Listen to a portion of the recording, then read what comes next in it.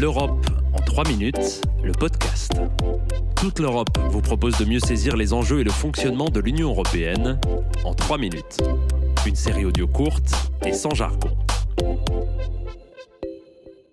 Bonjour, je suis Valentin Ledroit et aujourd'hui nous allons évoquer une question toujours d'actualité en 2022, l'égalité entre les femmes et les hommes. L'égalité de genre est l'une des priorités affichées par l'Union européenne depuis sa création. Mais que ce soit au travail, en politique comme dans la vie privée, les inégalités sont encore importantes au sein des États membres, même si elles tendent à diminuer. Les inégalités sont notamment flagrantes dans le monde du travail. Si plus de 3 hommes sur 4 occupaient un emploi dans l'Union européenne en 2020, elles sont à peine 2 femmes sur 3. Et lorsqu'elles travaillent, les Européennes gagnent en moyenne 13% de moins que leurs homologues masculins. La classe politique n'échappe pas à cette réalité. Seul un quart des élus dans les parlements nationaux sont des femmes. L'UE fait toutefois figure d'exception. Avec près de 40% dans les rangs du Parlement européen et 13 commissaires européens sur 27, elle applique les principes qu'elle défend. Actuellement, 3 femmes président une des 7 institutions européennes. Ursula von der Leyen pour la Commission, Christine Lagarde pour la Banque Centrale Européenne et Roberta Metsola pour le Parlement Européen. Dès 1957, l'Union européenne s'est emparée de ce sujet en faisant figurer l'égalité entre les femmes et les hommes parmi ses valeurs fondamentales.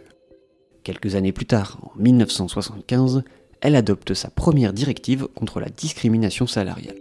L'année suivante, c'est la Cour de justice de l'Union européenne qui se prononce sur le sujet. Depuis, de nombreux textes sont venus étoffer l'arsenal juridique européen.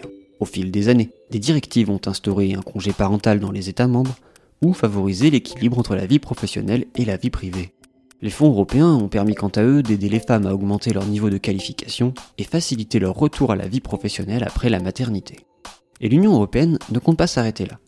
En mars 2020, la Commission a présenté sa stratégie sur les 5 prochaines années, un fil conducteur aux actions de l'UE en matière de lutte pour l'égalité de genre.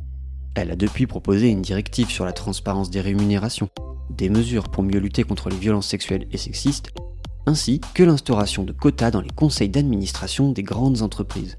Bloqué depuis près de 10 ans, ce dossier avance enfin pendant la présidence française du Conseil de l'UE.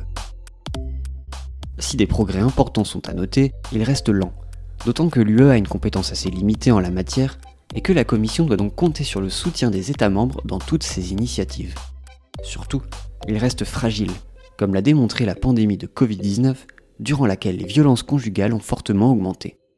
En Europe, dans le combat pour l'égalité, il est sûrement beaucoup trop tôt pour crier victoire.